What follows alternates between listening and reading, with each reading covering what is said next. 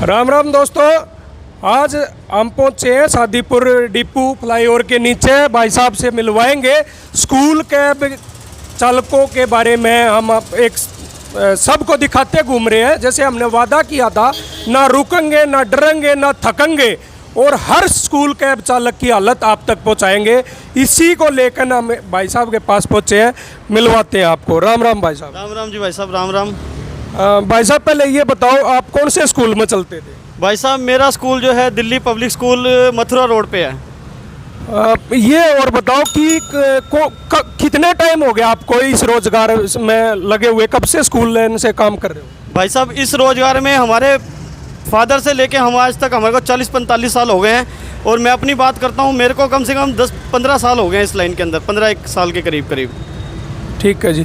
एक बात ये बताओ कि हर किसी को ये लगता कि स्कूल कैब चालक, जैसे बता दिया फादर साहब भी यही काम करते थे, आप भी यही काम कर रहे हो, लोगों को ये लगता कि पता नहीं इससे कितनी है कि इनकम है। एक बार इनकम वैसे किसी की पूछ ही नहीं जाती, लेकिन उसके बावजूद भी हम भाई साहब से पूछ के बताते हैं कि एक बार ये बताओ आप इससे कितना पैसा कमाते थे? भाई साहब जो मेरी मंथली इनकम थी इस गाड़ी से वो कम से कम 40-45 हज़ार के करीब थी, जिसके मैं आपको अपना बताता हूँ, जो इनकम मैं कर रहा हूँ उसका मैं टैक्स पे ही हूँ। गवर्नमेंट को मैं और मेरी वाइफ दोनों हम टैक्स पे कर रहे हैं। ठीक बात है जी। आप ही एक और ये बताना हमें कि इस गाड़ी से कितने आदमियों का, परिवार का जो पालन पोषण आप कर रहे थे? सर इस गाड़ी से मैं अपने 5 और 6 मेंबर्स का पालन पोषण कर रहा था सर, जिसमें मेरी एक बुजुर्ग माता जी हैं, मेरे 2 बच्चे हैं जो कि एक कोर्स कर रहा है होटल मैनेजमेंट का, बेटी मेरी 12th क्लास में पढ़ रही है जिसके बोर्ड के एग्ज़ाम है, और मेरी वाइफ है और मैं खुद हूँ सर। आप कौन से महीने से खड़े हो? सर हम जिस दिन से लॉकडाउन लगा है सर, 21 मार्च को लॉकडाउन लगाया गया था सरकार के द्वारा, हमारी गाड़ी उसी दिन से सर खड़ी हुई है यहाँ पे। घर कैसे चलाया जा रहा है? घर के बारे में कुछ बताओ कि इतने दिन से रोजगार नहीं है तो कोई दूसरा रोजगार स्टार्ट किया या कैसे घर चला रहे हो? सर कोई रोजगार स्टार्ट नहीं किया सर, जो हमारे पास कुछ पड़ा था गहने और कुछ हमारी जो थोड़ी बहुत सेविंग थी सर, अब तक तो उससे चल गया हमारा गुजारा। लेकिन आज की नौबत सर, आज की डेट में ऐसी नौबत आ चुकी है कि हम लोग बिल्कुल मरने की कगार पे पहुंच चुके हैं सर। ना हमारी तरफ किसी केंद्र सरकार ने देखा, ना राज्य सरकार ने, सर किसी ने नहीं हमारी तरफ देखा। ठीक बात है। इस और क्या क्या परेशानी आ रही है इस दौरान? अब आपको क्या क्या परेशानी आ रही है और क्या क्या ज़रूरतें जो अब पूरा नहीं हो पा रही? सर सबसे बड़ी जो परेशानी अब मुझे और मेरे जैसे जितने हज़ारों परिवार जो स्कूल कैब चला के अपना परिवार का गुजारा कर रहे थे, सबसे बड़ी समस्या सर उनको आ रही है इस टाइम पे अपने बच्चों की स्कूल फ़ीस और कॉलेज की फ़ीस और कोर्स जो करवा रहे हैं उनकी फ़ीस भरना। कितनी फ़ीस है बच्चों की, बता सकते हो आप? सर मैं अपने बेटे की और अपनी बेटी की फ़ीस आपको बता सकता हूँ। मेरा बेटा जो इस टाइम पे होटल मैनेजमेंट का कोर्स कर रहा था, जो मैं कि इसी अपनी गाड़ी के द्वारा उसको करवा रहा था, उसकी जो फ़ीस मुझे सरकार ने के द्वारा जो 3rd सेमेस्टर की फ़ीस बताई गई थी सर, वो मेरी 61,000 कुछ रुपये थी। लॉकडाउन के अंदर सरकार ने जो हमको 3rd सेमेस्टर की फ़ीस मेरे बच्चे की भेज दी, वह सर 71,000 के करीब भेज दी, जिसमें कि हम सरकार को ये चाहिए था, इस टाइम पे लॉकडाउन लगा हो, फ़ीस को कम करना चाहिए था, लेकिन सरकार ने वो फ़ीस को 10,000 रुपये बढ़ा के हमको भेज दिया सर। वो 61,000 रुपये हमसे पूरे नहीं हो रहे थे। अब आप ये बताइए कि 71,000 रुपये सर मैं अपने बेटे की फ़ीस कहाँ से जमा करवाऊँगा? और उसके बाद मेरी बेटी जो कि 12th क्लास की स्टूडेंट है, जिसके बोर्ड के एग्ज़ाम है इस बार, उसकी फ़ीस जो सर मेरे को इंस्टीट्यूट की कोचिंग सेंटर की फ़ीस है, उसका खर्चा जो मेरे को पर मंथ का जो है 8 से 10,000 रुपये का खर्चा है। और जो साल के अंदर सर मेरा कम से कम नहीं तो 60-70 हज़ार रुपये के करीब पड़ता है सर। वो फीसें मैं 8 महीने से उसकी फ़ीस नहीं दे पा रहा। तो आप ये बताइए कि बच्चा मेरा कितना शर्मिंदा हो रहा होगा और मैं कितना शर्मिंदा हो रहा हूँ उसकी कोचिंग की फ़ीस ना दे के। स्कूल की फ़ीस की तो सर अभी मैंने आपसे बात की नहीं है उसकी। अच्छा एक बात बताओ, आप गवर्नमेंट से क्या चाहते हो? गवर्नमेंट से क्या मांग? सर मांग यही है कि जैसे आज हमारी गाड़ी खड़ी हुई है, मैं आपको अपना बताता हूँ सर, जो मैं अपने कागज़ आपको दिखा के बताऊँगा कि मेरे पे क्या परेशानी आ रही है इस टाइम पे। दिखाते हैं भाई साहब, एक बार पहले कागज़ देखो भाई।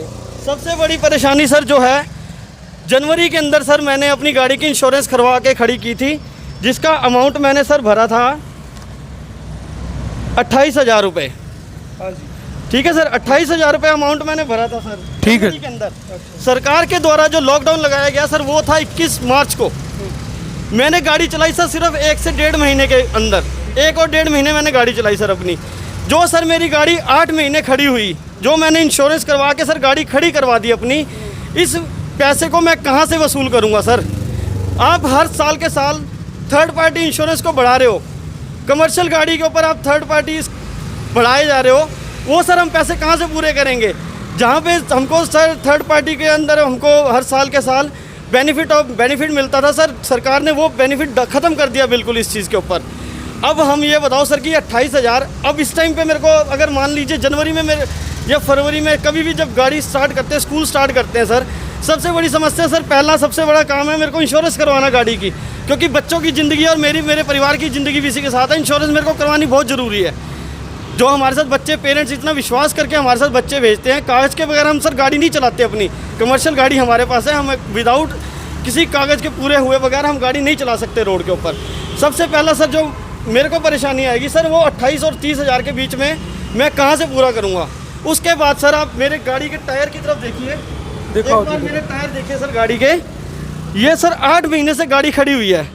आज की डेट में सर ये गाड़ी के टायर जो खड़े होने के बाद 8-8 महीने जब गाड़ी खड़ी हो जाती है तो गाड़ी के टायर जो है वो सूख जाते हैं। सूखने का मतलब ये है सर कि आप उस कंडीशन में उसको चला नहीं सकते। बच्चों के बीच में अगर आप उस टायर को उसी कंडीशन में चलाएंगे तो वो टायर फटने का चांस होता है ज़्यादा। तो सर मेरे को सबसे बड़ा उसके बाद परेशानी है इसके टायर डलवाना, चारों टायर का खर्चा सर कम से कम मेरा 20,000 के करीब है। तो सर बताइए वो मैं कहाँ से करूँगा? 28,000 मेरे इंश्योरेंस के हो गए, प्लस आप 20,000 रुपये टायर का लगा दीजिए सर, 50,000 रुपये तो सर यही हो गए। अब ये बताइए कि गाड़ी चालू करने तक मेरे को 50,000 रुपये मेरी जेब में होगा तो तभी मैं गाड़ी स्टार्ट कर पाऊँगा सर, तभी हम पेरेंट्स को फैसिलिटी दे पाएंगे स्कूल कैब्स की। अभी फिलहाल के लिए जब तक स्कूल नहीं खुलते, क्या स्कूल ही खुलवाना मकसद है? सर सिर्फ स्कूल खुलवाना हमारा मकसद नहीं है, क्योंकि बच्चे हमारे भी हैं। हम ये नहीं चाहते कि आप बच्चों की ज़िंदगी को दाव पे लगाएं या ऐसा कुछ करें। हम नहीं चाहते कि स्कूल, ठीक है वो गवर्नमेंट का डिसीज़न है सर। हम जब लॉकडाउन सरकार ने लगाया था तो हम तब भी उनके साथ खड़े थे और आज की डेट में भी हम उन्हीं के साथ खड़े हुए हैं। और सर जैसे हम सरकार के साथ खड़े थे सर, सरकार को भी सरकार को चाहिए कि वो भी हमारे साथ इसी तरीके से खड़े हो। कोई ना कोई इनिशिएटिव सरकार को भी लेना पड़ेगा कि आज की डेट में जो हम स्कूल कैब ड्राइवर हैं वो आत्महत्या करने में मजबूर हो चुके हैं सर। किस तरह से सरकार आपकी मदद कर सकती है? कोई आप अपनी तरफ से सलाह दे सकते हो गवर्नमेंट को कि वो इनको कहाँ चलवा सकती है और कैसे चलवा सकती है? इलेक्शन के अंदर जैसे सर हमारी गाड़ी सबसे पहले हायर कर ली जाती है, उसी तरीके से सर कोई ना कोई ऐसा इनिशिएटिव सरकार ले, राज्य सरकार ले, सेंट्रल गवर्नमेंट ले, कोई ना कोई इनिशिएटिव ले सर, जिससे कि हम इस बुरे दौर से सर गुजर के जो निकलने की कोशिश करें, उबर पाएँ सर इससे। बिल्कुल ठीक बात है। जैसे कि भाई साहब ने बताया भी है, इंश्योरेंस एक बहुत बड़ा मुद्दा भी बनता जा रहा है कि पहले क्या होता था, इंश्योरेंस के रेट गाड़ी की वैल्यू पर पता चलो डिपेंड करते थे। जैसे जैसे वैल्यू गिरती रहती थी गाड़ी की, इंश्योरेंस के रेट भी घटते रहते थे। अब कानून बदल कर जब से केंद्र सरकार में मोदी गवर्नमेंट आई है और परिवहन एक्ट बदले गए, कई सारे कानून बदले गए, उसके बावजूद से अब हो क्या रहा है, गाड़ी की वैल्यू तो गिरती जा रही है, इंश्योरेंस के रेट बढ़ते जा रहे हैं। अब जब से गाड़ी खड़ी है, इनकी इंश्योरेंस चालू है, इनके पेपर, हर कोई पेपर मेंटेन करने पड़ रहे हैं। केजरीवाल सरकार भी कल ही उन्होंने ई व्हीकल पॉलिसी की कोई वेबसाइट लॉन्च करी है। आज ई व्हीकल पॉलिसी की बजाय इन गाड़ियों के बारे में जो रोड पे आप वो काम कर रहे हो कि नए मरीजों की तरफ भाग रहे हो, पुराने का इलाज नहीं कर रहे हो। आज पुराने मरीज के तौर पे इनको देखो और इनको ज़रूरत है आपको टैक्स में छूट देने की, 1 साल तक इनके पेपर ऐसे के ऐसे आगे बढ़ाने की, आगे रिन्यू कर देने चाहिए। जो भी डेट थी वो 1 साल आगे कर देनी चाहिए। और इंश्योरेंस पे खास कर सोचने की ज़रूरत है कि इंश्योरेंस के रेट बहुत ज़्यादा बढ़ रहे हैं।